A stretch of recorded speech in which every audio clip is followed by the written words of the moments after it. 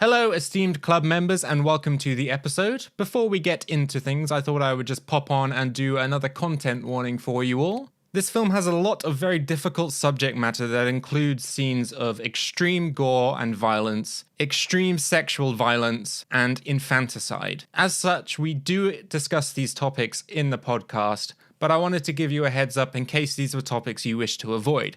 If you do, no worries, give this episode a miss, and we'll look forward to welcoming you back next time. There's something unclear. We're watching or we're reading or we're looking at stuff. We don't know what each episode will be based on. But one thing's for sure. Welcome to the Something Art Club. Our webcams are off because we're currently all dressed up, even though it's going to be probably 2 weeks late at this point when we release it. We thought it would be fun to reveal costumes. I would personally like to go last because I can't see very well out of my costume, so I won't be able to see yours. Okay. Okay, I'll just go first. Fuck it. You ready? I'm so ready. Happy Halloween, boys. Cock the leg. Yes. This is my Rocky Horror piece. I can see why you didn't want to answer the door. No.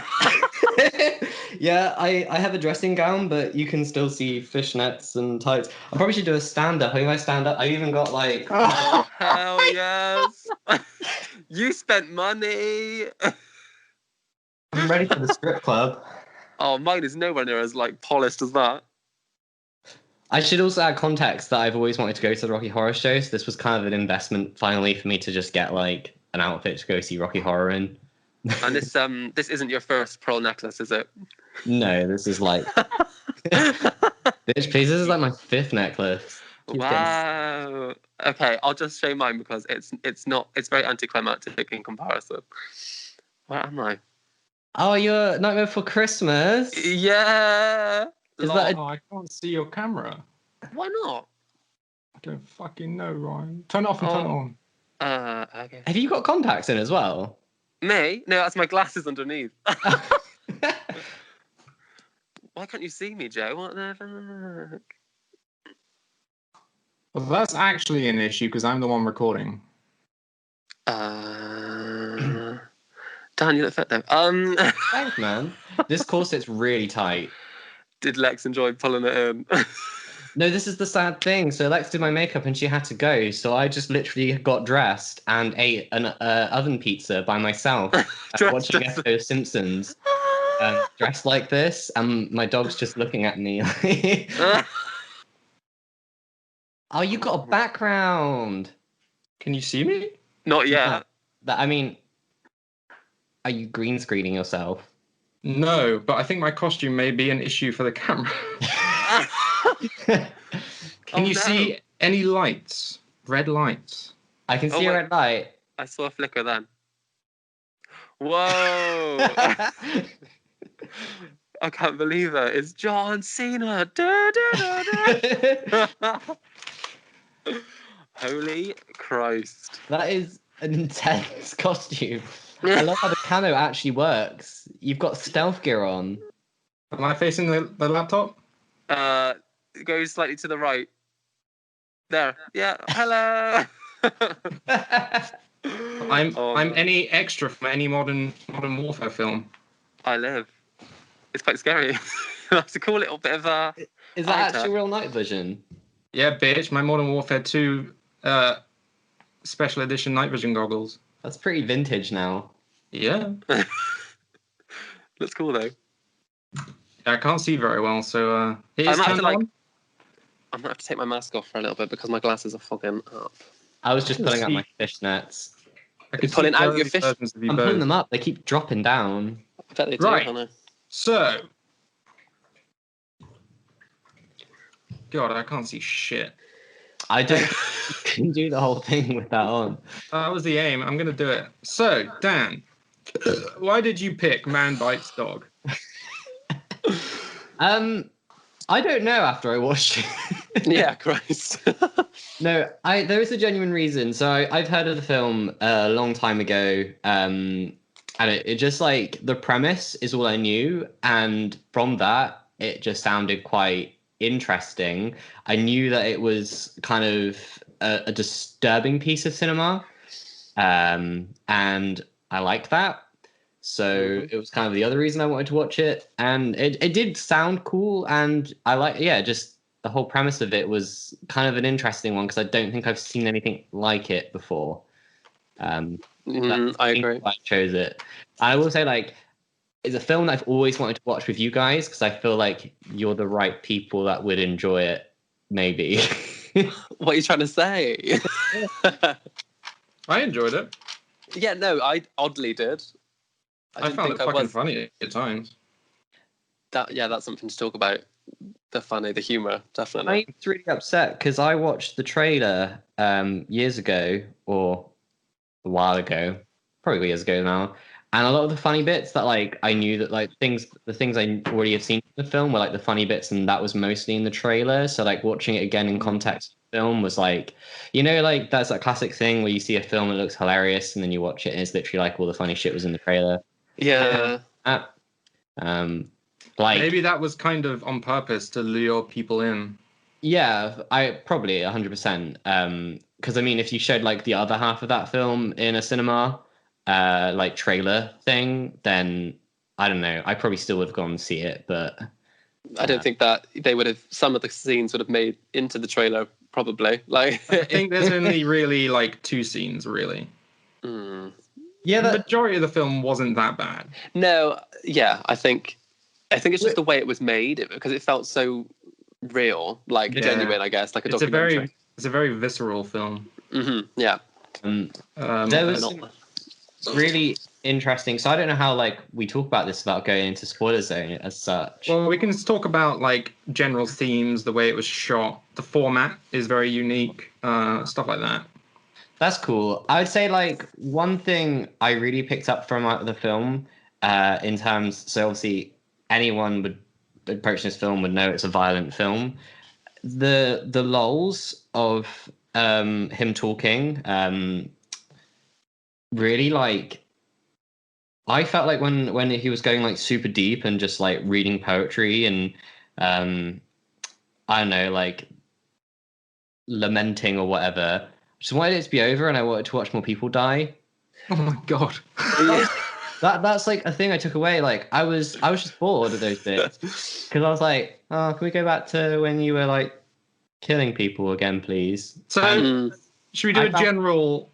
Sorry, I cut you off again. No, I was gonna say I found that like interesting on hindsight watching it and then realizing that, and I was wondering if that was almost like because some of the stuff he talks about, he just goes on, and I was like, is that actually like the point? Is it like showing you that you are a bit disgusting because you are fascinated with just like or happy to watch people die, but you don't want to hear like the killer actually talk or like read poetry or whatever?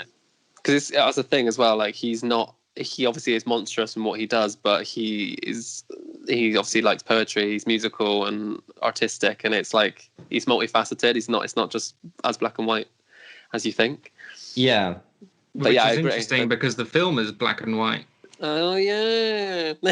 I think the film is only shot in black and white to heighten the sense of realism that it tries to portray. It's also low budget, isn't it? It's a Well, low budget film. But it wasn't. It was shot in the 90s. Yeah, I guess. So like you didn't have to use black and white for low budget then. No, but like black and white. When you watch things in black and white, it always feels more real. I was more going off Ryan's point. It was low budget. Yeah. It feels historical as well, doesn't it? Like historical footage is black and white, and it feels like found footage. That whole like kind of thing. Oh, so for those that maybe haven't watched it, and because the spoiler zone timer hasn't gone off yet, what am I fucking looking at? And none of us. Oh. Sorry, I saw something on my wall and it freaked me out. It's when was the film made? 1990? 92. 92. Same year as Reservoir Dogs. I was the Oh. -year-old. That makes sense because on the front cover it says, on my cover it says like makes Reservoir Dogs look like, I don't know, puppy film or Like something. dribbling. Yeah, puppies. Something about puppies. Isn't it? I found so that yeah, interesting. Sorry. I was going to say it's a 1990 film. It's a film that follows a mockument. Have we said this? Yeah, man, I said it in the intro, but you cut me up. I'm bitter. Carry on. Spooky times. But no, it's like it was made by Belgian film students in the 90s, and the French title is C'est arrivé près de chez vous, which it translates to "It happened near your home." So the English title is completely different. Man bites dog. Yeah, I don't know why it's got the like two different titles almost. And I didn't really figure out what Man Bites Dog really means. Is that like a? Oh, I had a look. I googled that. Oh, okay. So Is a that man a bites. spoiler? No, not really. Man bites dog is a term in journalism used to so in things that are unlikely to happen and the weird and strange things get into print more often than someone just like go into the shop. Let's say like something weird happening, like a balloon going off with a dog in it. Yeah. Is like going to make it into the newspaper. So it's just basically saying like unusual events in journalism are more likely to be reported or published. Interesting. That makes me think of something I heard recently.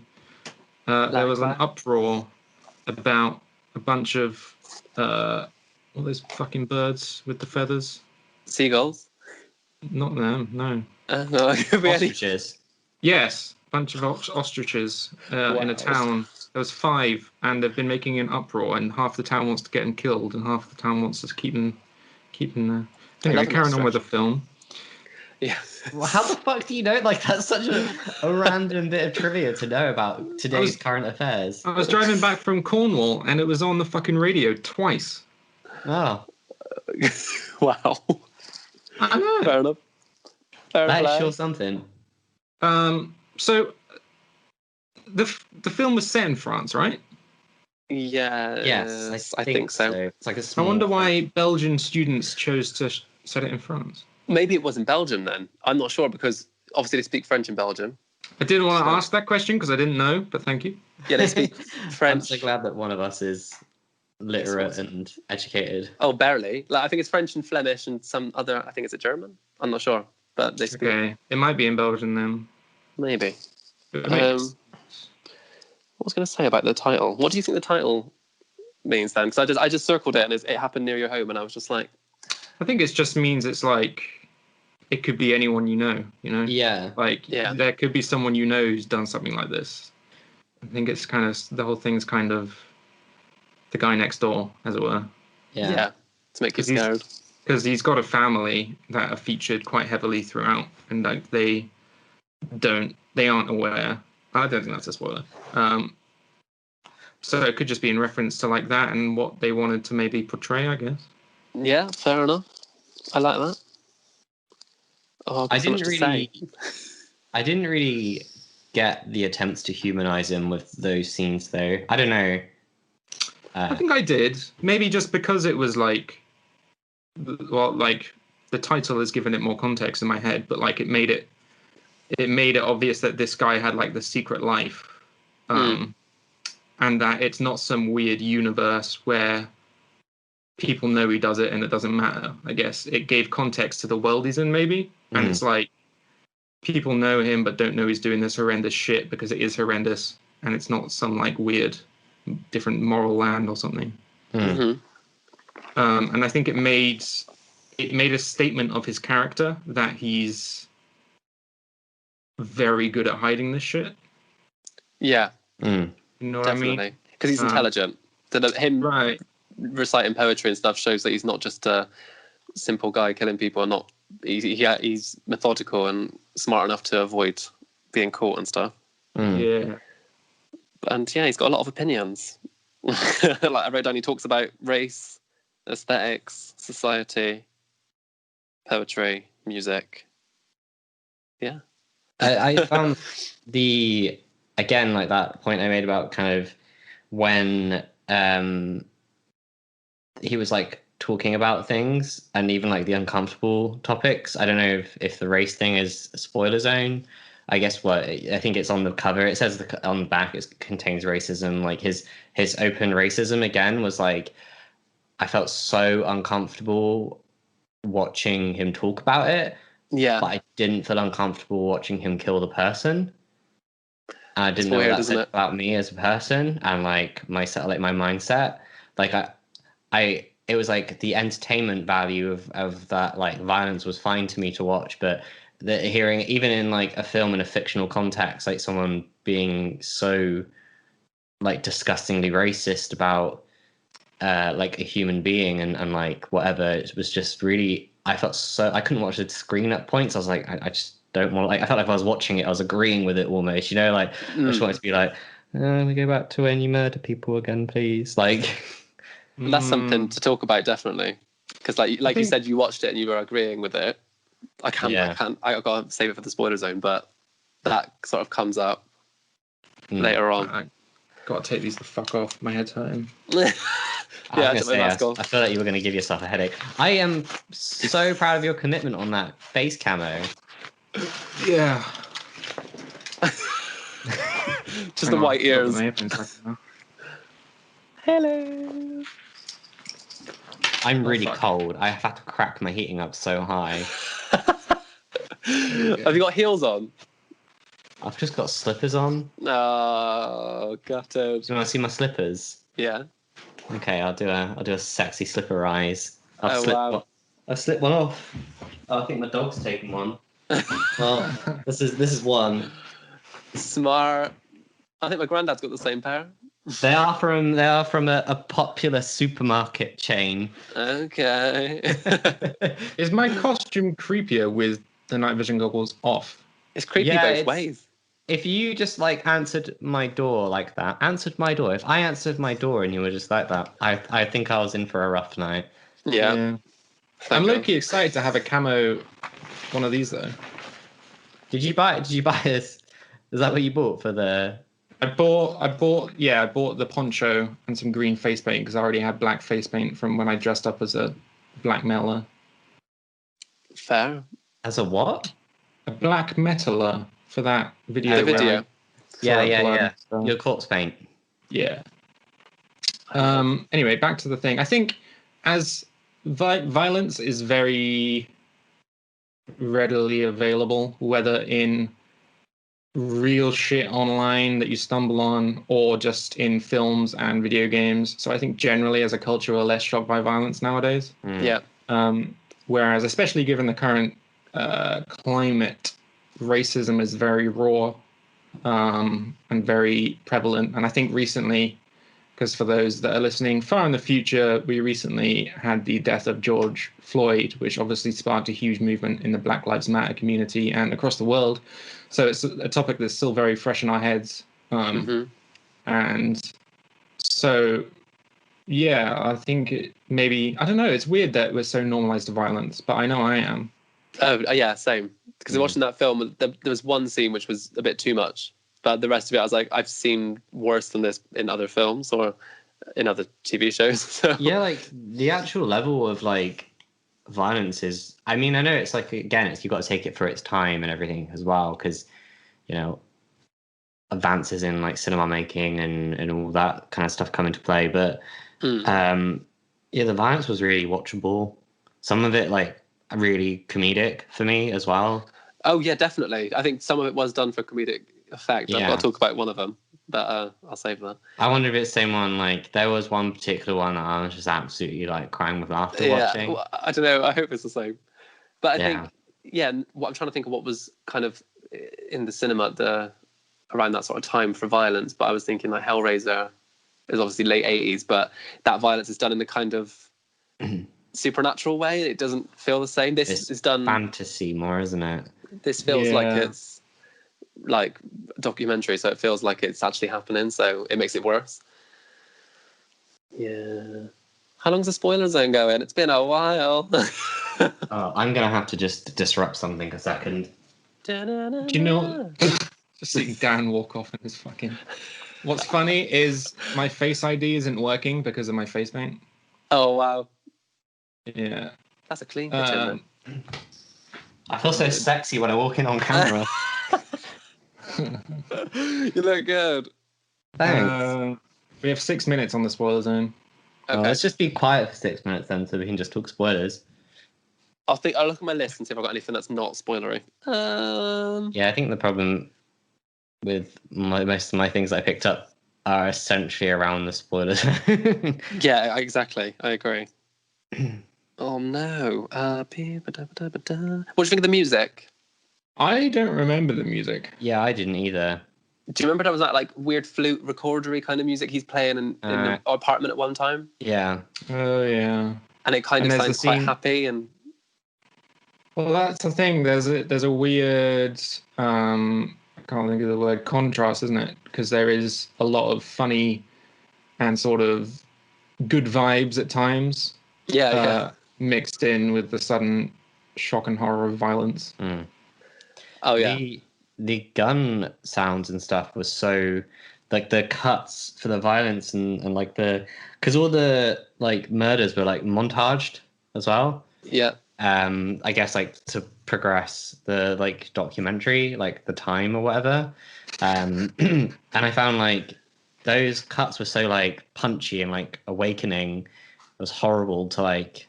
I found out it was quite uncomfortable when it like sets off. I don't know if you both found that. Like it definitely throws you into you know what you're going to be watching at the start. Like if the start was really abrupt and Yeah. but I want to talk about that as well. I fucking can. It's the spoiler zone, see? Get ready for some spoilers, you hear? Okay, where Right, do you want to start? For those who don't know, that was the spoiler zone jingle. That means from now on, the spoilers are here. The spoilers are rampant, and they're not going to hide from you, bitch. So, first thing we do after the spoiler zone is give a rundown of the entire film from start to finish as we remember it. We should do it. We should do a game where it's like I'll start and then I hand over to Dan. Dan hands over to Ryan. Yeah, we go go on. around in a circle. I'll try Okay. my best. Someone else could start because I actually don't remember the beginning. In the beginning of the film, it starts with two filmmakers recording a man on a train who grots a woman and chokes her to death in a train seat. Next scene is I actually found that maybe the most difficult death to watch. Oh, really? I found it really funny. I thought it was. Found that one funny. That was a different one I found funny. I found quite a few of them really funny. I don't know if that says a lot about me, but Yeah. Because it was quite quiet. There was no music, and it was like, oh shit! Like if there was some music, it might made it feel a bit more comedic. I think it was not funny, but I would love to have actually went into this film without knowing at all about it. I don't know. that's what I did. I wish I knew because I don't know. I wanted that impact more from that. But anyway, so that's how the film begins. Oh, like who's going next? I'm passing it over already. I need a sip of water. Fuck's sake. Okay. So then I think it cuts to his going back to his house with his family. He's got I might get this wrong. His mum's there. He has a grandfather. Is that right? And they're all clueless, and they're all the mum's very like she thinks that he's like the perfect son, that he does no wrong sort of thing. Grandmother as well, doesn't he? It's like a family-run store. I think it's like literally the entire family. And the mum wears a crucifix. I noticed that at the start. So that's kind of like obviously she's very religious and wouldn't agree with his lifestyle. Anyway. Yeah. I can't remember the actual order of the film, but I can remember the key moments. Yeah. I think, yeah. Go on, sorry. Basically, from then on it is these two filmmakers documenting the serial killer, who I have completely forgotten the name of again. Oh shit! What's his name? Benoit Poulvordeux. Yeah. Yeah. Benoit. It's Benoit. This is what happens when you watch a film a month ago. So they follow this man around and record the events of a serial killer's life-to-life moments. And through that, there are moments of murdering Yes. of different classes and different kind of genders and ages, let's just say. And basically, the film escalates with the filmmakers starting to become more and more complicit in the murderings, helping move bodies, bury bodies, then actually finding victims, and then taking part in victims and other horrific acts. The film kind of climaxes, and that is not a pun.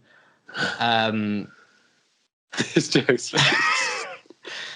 It kind of climaxes on what you probably could describe as one of the most grueling, horrific things a man could do to a woman.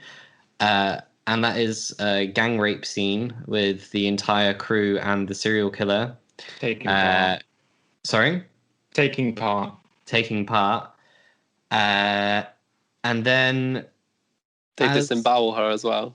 Yeah, so it's quite a horrific murdering at the end as well. And the film kind of plateaus. The serial killer, Benoit, gets arrested. He then manages to flee prison. When he flees prison, he goes to visit his family and loved ones, and they are all dead, correct? Everyone is murdered. Yeah. And all of them have been sodomized with an instrument. So there's like a rival serial killer in the background who he's sort of competing with a little bit. There's one, I don't know, it might have been more than one, I don't know, but there's one really funny moment where the camera, like the crew is with the serial killer in like his kind of hideout, and they come across another serial killer with another camera crew. Yeah. Fucking lost it, that bit. It's so stupid. I was really confused when I first saw that, and it took me a while to like click what was going on. I actually, the ending, I didn't think it was another serial killer almost. I thought it was like kind of metaphorical, as like you as the viewer were like punishing him for like everything. Okay. But I didn't get the sodomy bit. Like everyone had been sodomized. Maybe it was. Do you remember the items they were? It was a broom. It was everything that they had. So it was obviously the nan had like a broom. A recorder for his girlfriend? Was it like a flute? Because I think she was a musician. Yeah. Yeah, it's a recorder, I think. Yeah. Don't know about the sodomy though. I don't know why that particularly, but I think it must be the trademark of that killer. I'm not sure. I don't know. The thing that he loved about his girlfriend was her music, right? Mm-hmm. There was a scene where they played together, wasn't there? Yeah. Quite endearing as well, actually.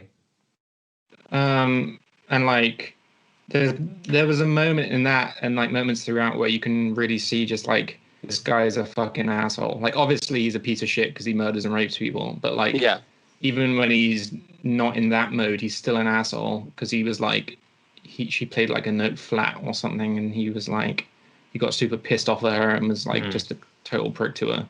Oh yeah.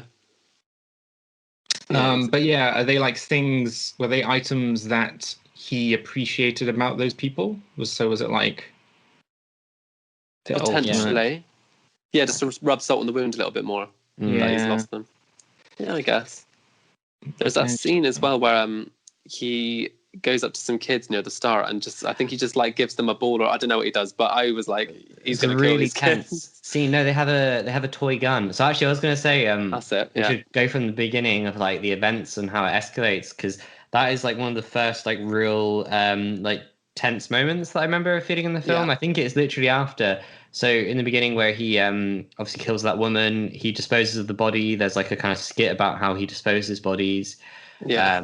Then post that, because I think at the end of that skit, he talks about like, oh, if I was to kill a child or like someone with dwarfism, this is what like how I would dispose of their body. There's a scene where he basically dumps his bodies in a quarry, a disused quarry, under a train line. Yeah, and it's filled with water, so he has to weigh the bodies down, and he goes into like, kind of, this is our first glimpse of his like how methodical he was in the whole approach, because he says he's got ratios of like how much you need to fill the bodies with in order to weigh them down, and that's when he went into like this whole bit about if he were to kill a child. Did he say at that point that he had before? I so. think they asked him, they're like, oh, have you ever killed a child? And he was like, he kind of says it's like a yes and a no, because he's like, oh, it's too messy, or like whatever, they make too much noise, and like it's too difficult. And I think it's like, so there's actually like, I think there is like a undertone of like critiquing on class in this film, because all his victims are victims that people don't care about.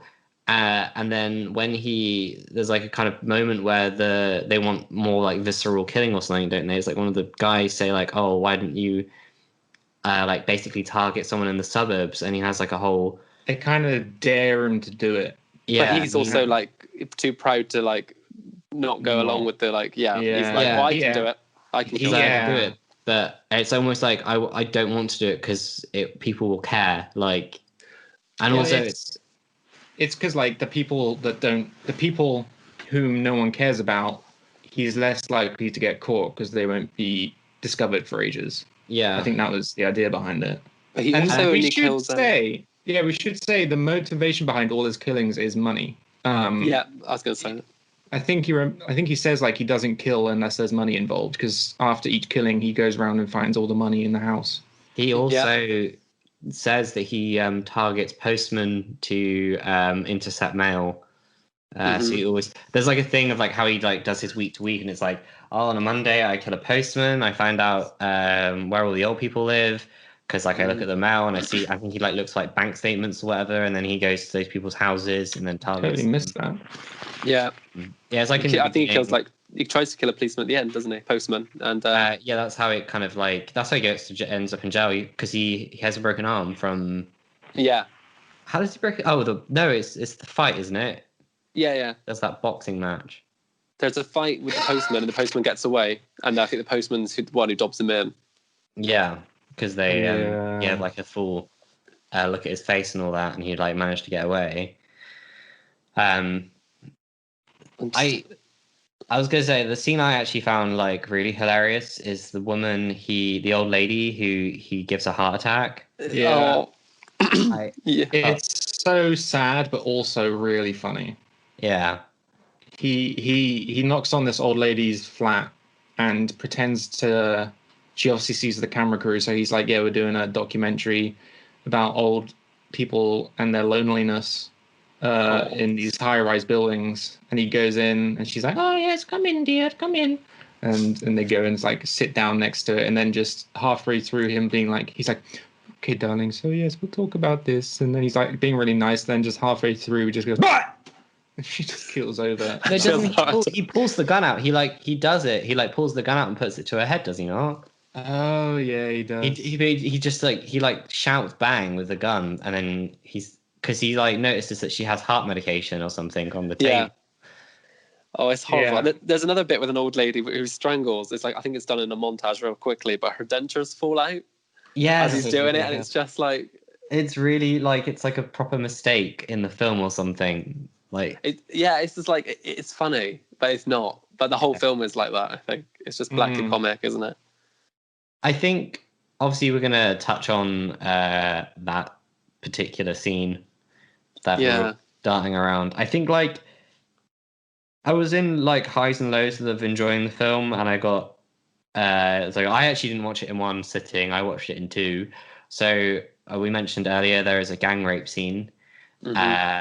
That moment in the film I found really difficult to watch, which I found quite interesting because I've watched things like Irreversible and I Spit on Your Grave, and like I never felt the same way I felt watching those films as I did this one. I have a question about that, because I know you watched this film with your wife and you turned it off after that scene. Do you think it was like because when you watched those films previously, I don't think you were in a long-term relationship, so maybe you have increased empathy, or you know what I mean? And then B, was it because you were like also kind of concerned about what she was thinking? Both, I think, in a way. I could tell that like my wife was really not enjoying it at that point. And like she just felt like really like disgusted at it. I also think that there is like the thing I touched on earlier about the film, like kind of critiquing you for being like, well, you can watch violence, so why don't you like this? And then realizing that like, yeah, it was like all for entertainment. There's some also really interesting things in that scene. Obviously, like so they break into a couple's house and they're actually having intercourse at the moment they break in. And the man is forced to watch the husband, and it's almost like when watching that, I was like, oh, it's like the man watching because they make him watch the whole thing. It's like that's you as the viewer. I agree. Yeah, I agree with you there.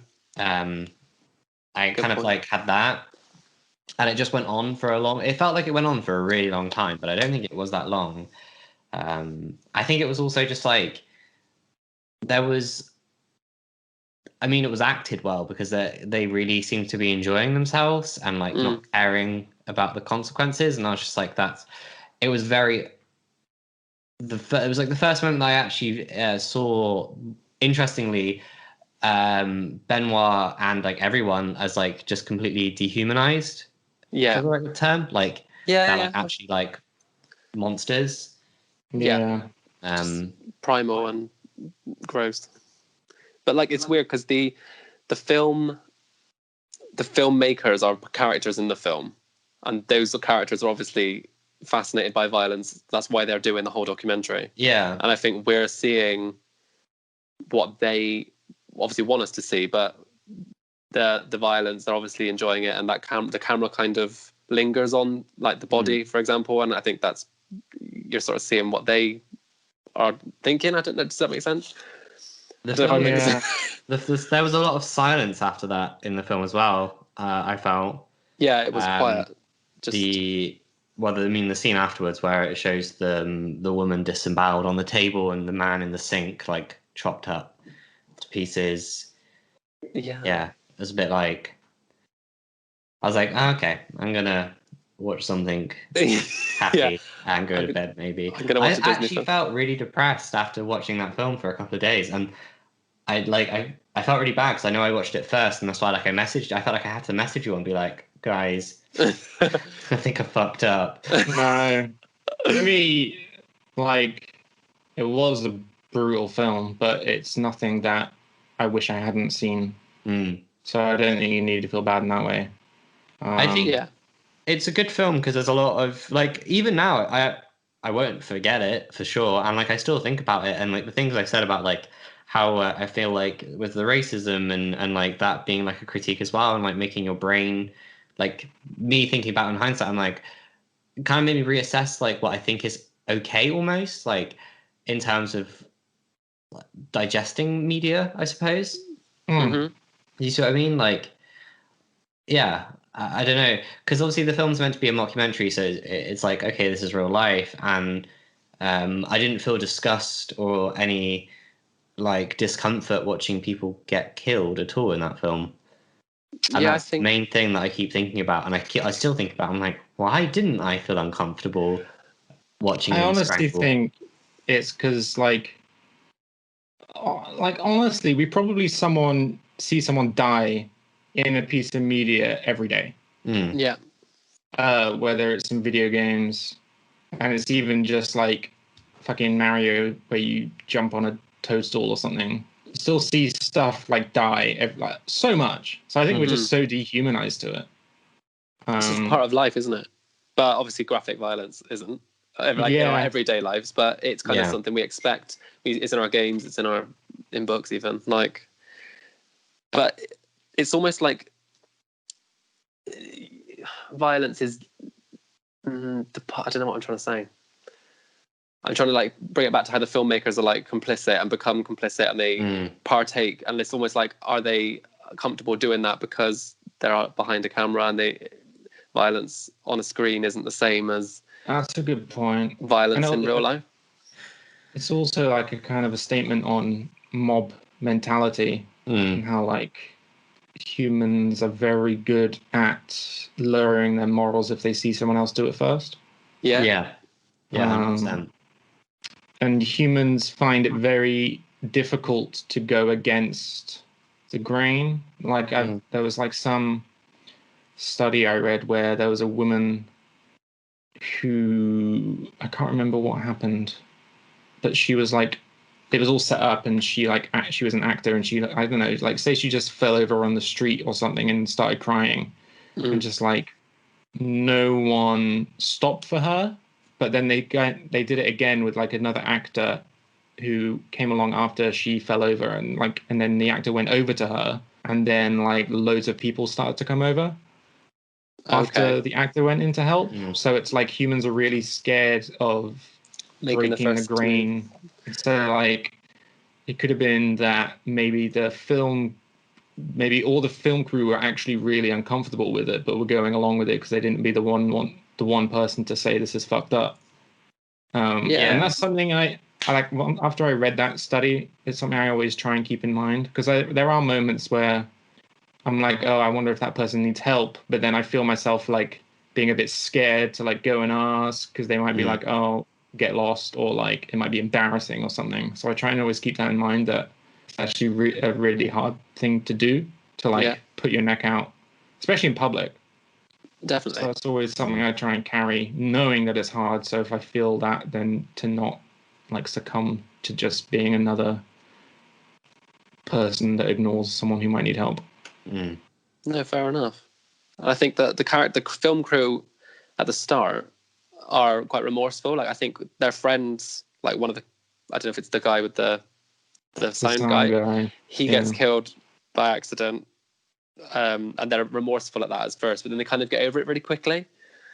Well, and there's like 2 more sound guys that die, and they keep rededicating the film. It's like the dedication justifies what they're doing. Like he says something like they would want us to do it. They'd want us to keep going. When can you stop? Like, it's weird. It's the other thing. Like, it occurred to me at the beginning. When I watched the film, I kind of, at the beginning of the film, I felt like the cameramen or the documentary makers were innocent, but actually they're kind of fucked up from the start. Yeah, like going along with the shit and not intervening or calling the police or something. Definitely. How did they find him anyway? That's what I want to know. They just find this killer, like, strange. But there's a bit where he sort of invites them to the seaside. He's like, oh, let's go to the seaside, guys. Let's go have fun. And all of them are like, muscle. Yeah. They're like, no, I don't want it. I'm busy. And it's like, oh, okay. Because they're scared of him as well. Yeah. Yeah. But like less so, because obviously towards the end where they keep going to the pub with him. I think that's kind of a thing to show that they get more and more complicit with it and more used to his absurdities. Definitely. How did you guys find the home break-in with the infanticide? Yeah, that was a bit rough, because I think one of the film guys helps him hold the kid's legs down while he like strangles him. Is that right? Yeah. Or does he smother him with a pillow, or does he strangle him? He smothers him with a pillow, but I think he's like literally sat on the bed whilst he's doing it, like trying to interview him about like what he's doing, basically. Oh yeah. I wonder, like, I don't know if it's fucked up, but I think by that point I'd kind of switched my head into comedy mode, and I found the whole situation so ridiculous. I didn't find it that horrifying, and I found it more humorous in the way that he was just like chatting normally whilst doing this horrific act. Yeah. Well, they help him find the kid as well. That's like the really fucked up thing, because the kid gets away, but then they help him locate him outside with the light. So yeah. There's another bit that's just done for comedic effect, where they're having a dinner at the end, aren't they? And then I think one of the people around the table is annoying him, so he just shoots him, but everyone around the table like just kind of ignores that happened, and they still give him presents and stuff because it's his birthday. It's his birthday. That's after the gang rape scene. Actually, I feel like after then the film crew seem a bit not, I don't know, like maybe like shocked at what they've done in a sense. Like it feels more tense between like the relationships of the filmmakers and the serial killer. But it was kind of funny. They did bring it back a little bit for me, because it was just like, and then the woman gives him like a really random gift. It's like a what's it called? Bird, isn't it? Yeah, taxidermy. It's like a taxidermy bird. It's just such, and he's like so like thankful for it. I think just a thing to note before I forget, like they were drunk, weren't they? Like when they gang raped the woman, which doesn't make it any better. But were the film crew feeling guilty about it afterwards because they didn't know what they were doing? I don't know. I don't know. They are just basically like blind drunk, basically in the streets and stuff afterwards. Yeah. There was that whole thing about the dead baby as well with the drink. And I was trying to get it, but Remind me of that. So it's like they with- make a drink. yeah. Oh, It's the a special cocktail. alcoholic drink. I don't think it's called a dead baby, is it? Well, he calls it like a dead baby boy or something. And Yeah. Well, Christ. it's based on his method of weighing bodies down mm. because it's attached to an ice cube. No, I don't know. I can't remember. It's Ice attached. cube? Basically, he has an olive, and I It's on a think it's an cocktail ice stick. cube. Yeah, and it's like they put it in the drink, and the first one, the ice cube slowly dissolves, and the body or the olive rises to the top. And then Okay. it's like the last to eat their olive when it rises has to down their drink or something. So it's even more fucked up because it's like a game he's made out based the funny fun game that he's based on this horrific thing that he's orchestrated and worked out. It's all a game to and him, again, isn't it? yeah, and again the camera crew are laughing about it and take part. Mm-hmm. So what do you think maybe not like what did you take away from the film as its message? Personally, I think for me, like I keep saying, it's like the how am I okay with violence, so readily okay with violence, and it made me question that more. But I don't know, like, what I would do to change things. I don't know, because like I don't know, it just made me question more like violence in media and like me trying to understand why I found like that I'm okay with it. I know that like the film is I've seen before, like it's mentioned as like a kind of early critique of reality TV as well. Okay. I personally didn't quite see it that way, but I've read it and I can kind of understand where people are coming from that. Yeah, I hadn't thought of that, but it's certainly an idea, isn't it? Like, because you're seeing it through a screen or a lens, it's not so real. And it's like, when I think about Jeremy Kyle now, because that's off the air. Yeah. Mhm.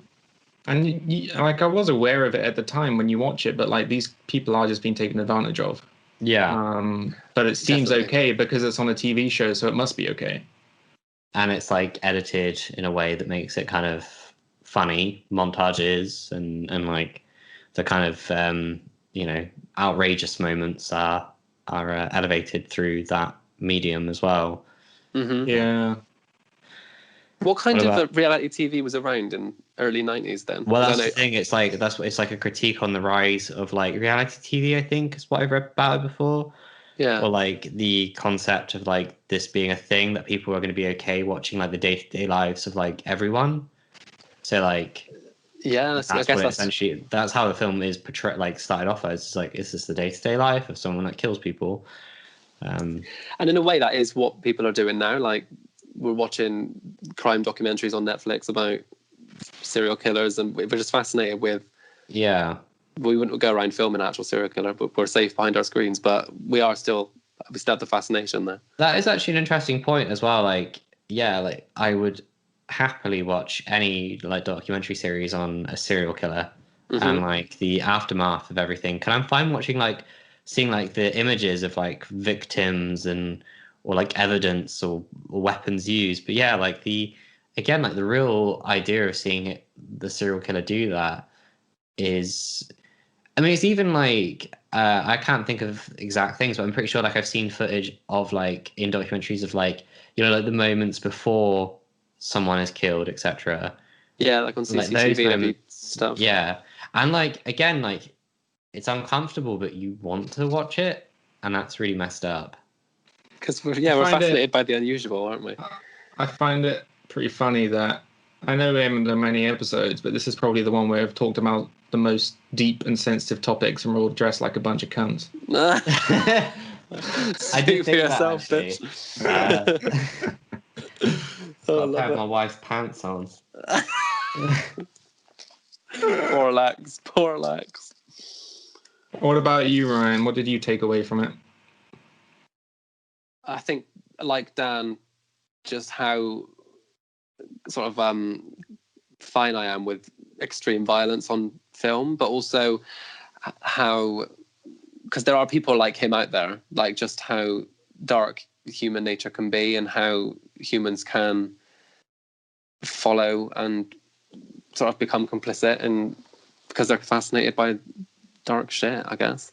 That's actually a good kind of throwback to the title of It Happened Near Your Home, because everything in that film you could have read in a newspaper. Yeah. Like each event, even like the gang rape to the disembowelment, is something that like isn't necessarily something that's not like not happened, you know? Yeah.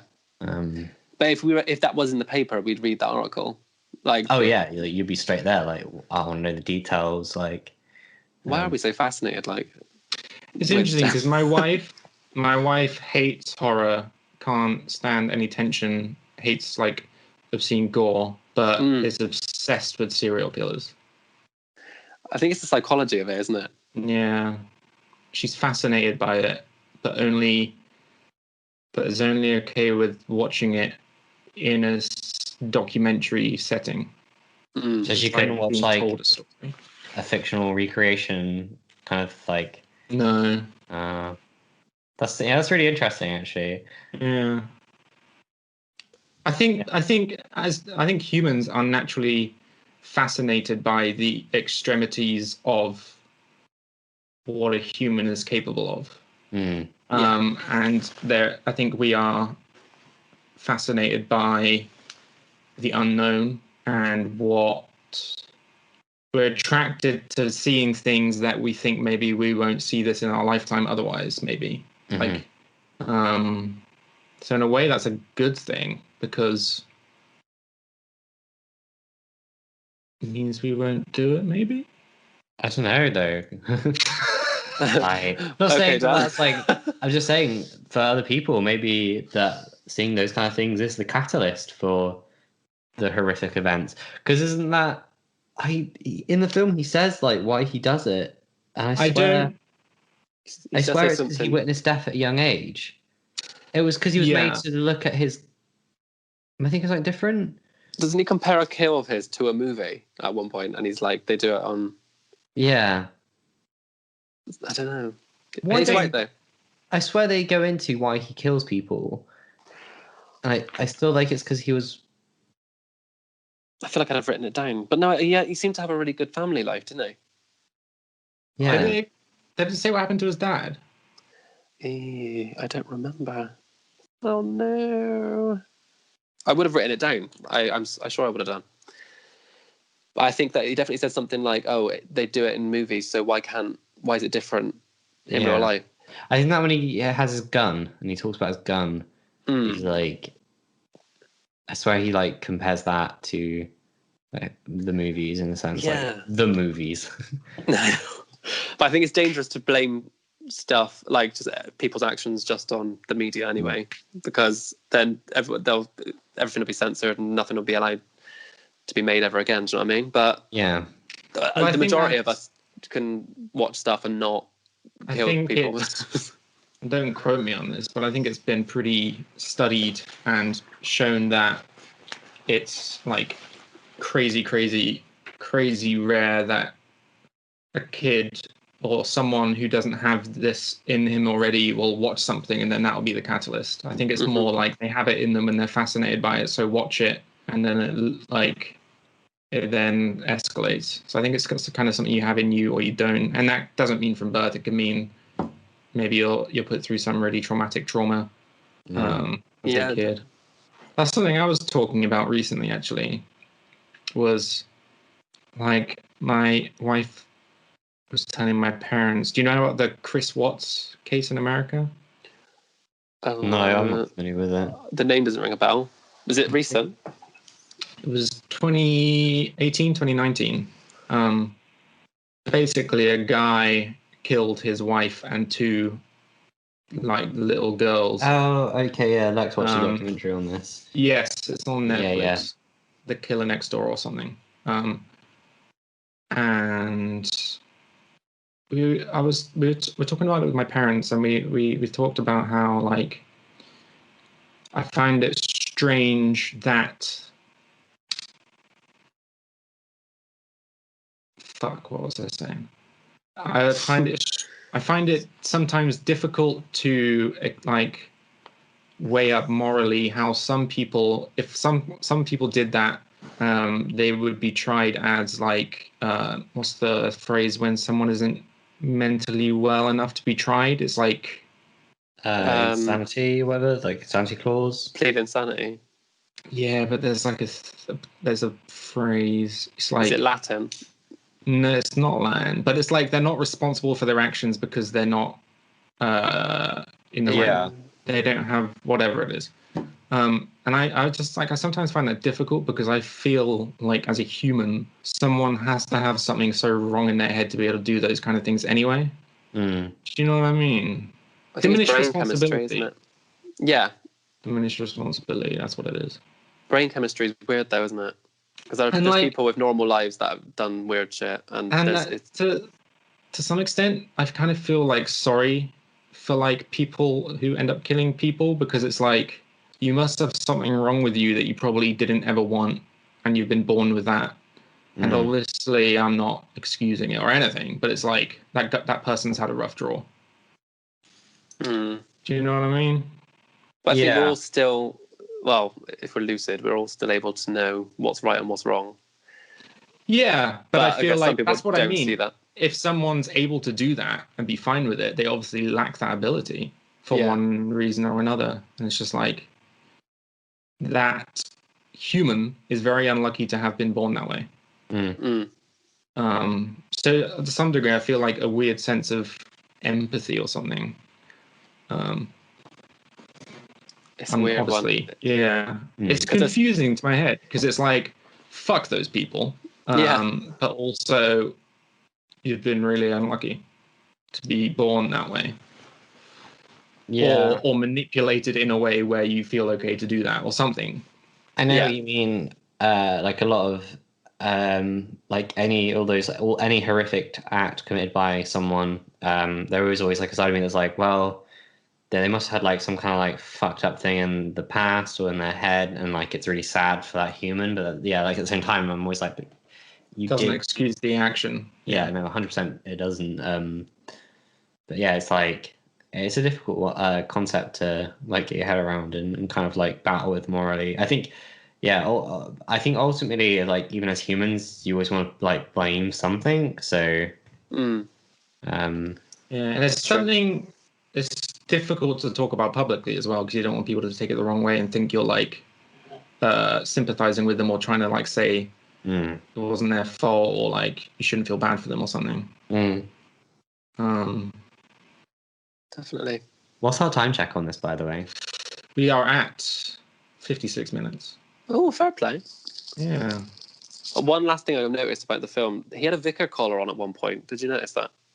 Yes, I did actually. Yeah. And I was like, what's that for? Because I don't know if he was like wearing a disguise or if he just wore it, but it was, Maybe it's just a further indication that he has no sense of boundaries. Like he's fine wearing it when he doesn't have that connection to the religion. Yeah.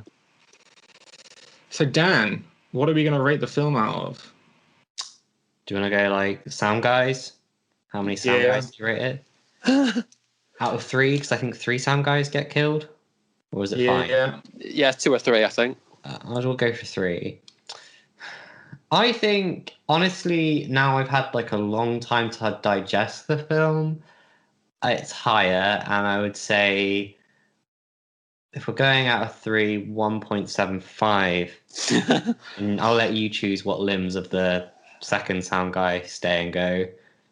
Fuck's sake. I was thinking around the same sort of number. I was going to say 1.5 to 2.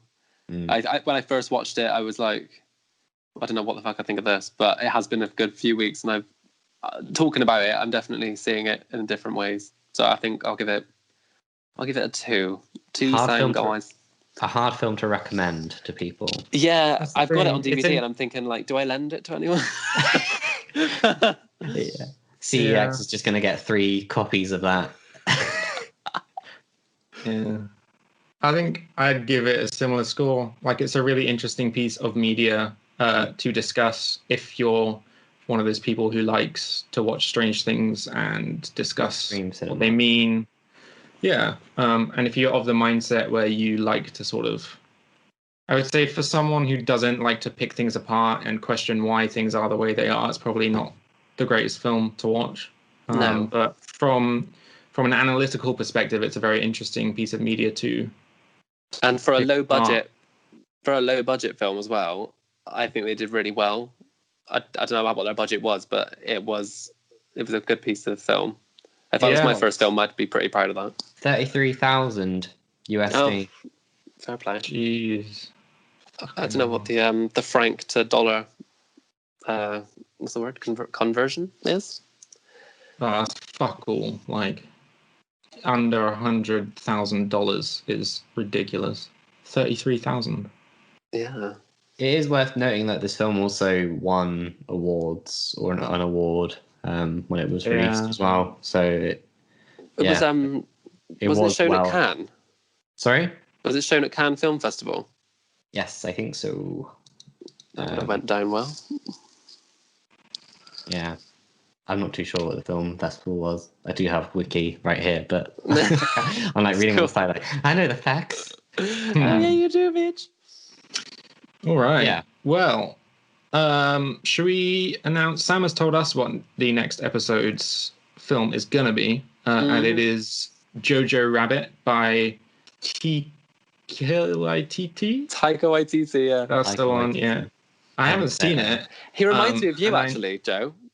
Yeah. Why? I don't know. Taika I get Waititi that. has a bit of like a bit of a mad, deadpan face sometimes. I just think of you.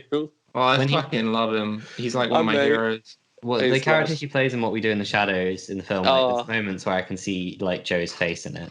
Definitely. There's moments where I can see you in it, Dan, too. Like when he's about to murder that like lady and he's laying down newspaper.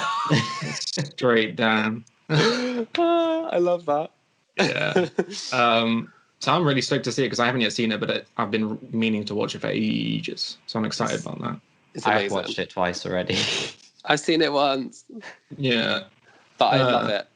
So if you haven't seen it, make sure you watch it before next episode. If you have seen it, watch it again, you lazy bastards. So thanks for stopping by for another installment of the Something Art Club. If you haven't yet, make sure to go like our social pages. We're on Facebook, Instagram, and Twitter. If you are listening to this on your pod app of choice, watch our faces on YouTube. If you're on YouTube and you hate our faces, listen to it on a pod app of your choice. We're on Podbean and the apps that pushes out to, and Apple Podcasts and Spotify podcasts. Happy Thank you very Halloween. much. Oh, yeah, Happy Halloween, everyone. Oh wow. Love I you. miss Sam. Sam, you should cut it. That was a good point to cut. Yeah, leave it there.